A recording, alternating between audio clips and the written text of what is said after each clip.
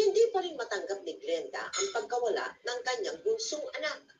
Dumaan siya sa matinding depresyon.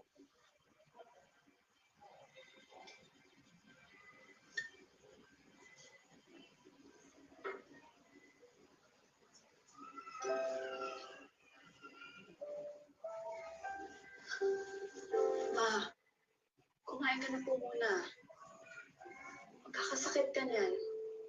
Kasalanan ko kung bakit nawala yung kapatid mo.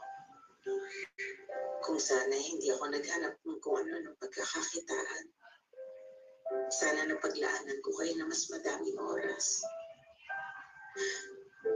Di sana napansin ko na may mabigat pala siyang tinatamtam.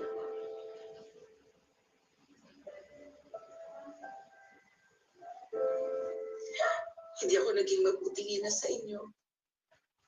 Iniwan ko pa nga kayo para magtrabaho sa ibang lugar, di ba? Wala kang kasalanan, Ma. Wala kang pagkukulang sa aming dalawa. Sadyang, itinago na niya sa atin ang lahat. Kaya huwag mong sisihin ang sarili mo, Ma. Iniisip ko nga rin na hindi lang ako kapatid niya. Na baka may kasalanan rin po ako kasi hindi ko napansin na may pinagdadaanan na pala siya.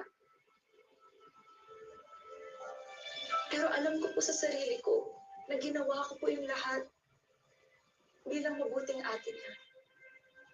At ganoon din po kayo, Ma. Kasi pinayuhan niyo siya. Inayos niyo po yung buhay natin. At kahit pagod na po kayo, nagsumikap po kayo para buhayin kaming dalawa. At alam mo ni Michael yung Mama.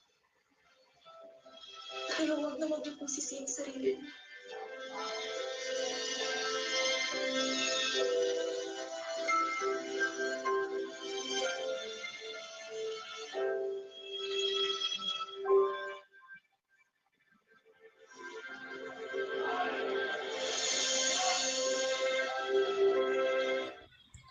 Hello guys, mga ka-MPK, mag-subscribe na sa 3rd anniversary ng Magpakailanman Entertainment. I-click natin yung subscribe channel, i-like sa Facebook page, i-tweet sa Twitter, i-follow lang sa Instagram, at mga social ng mga media accounts. Maraming salamat po mga ka-Magpakailanman.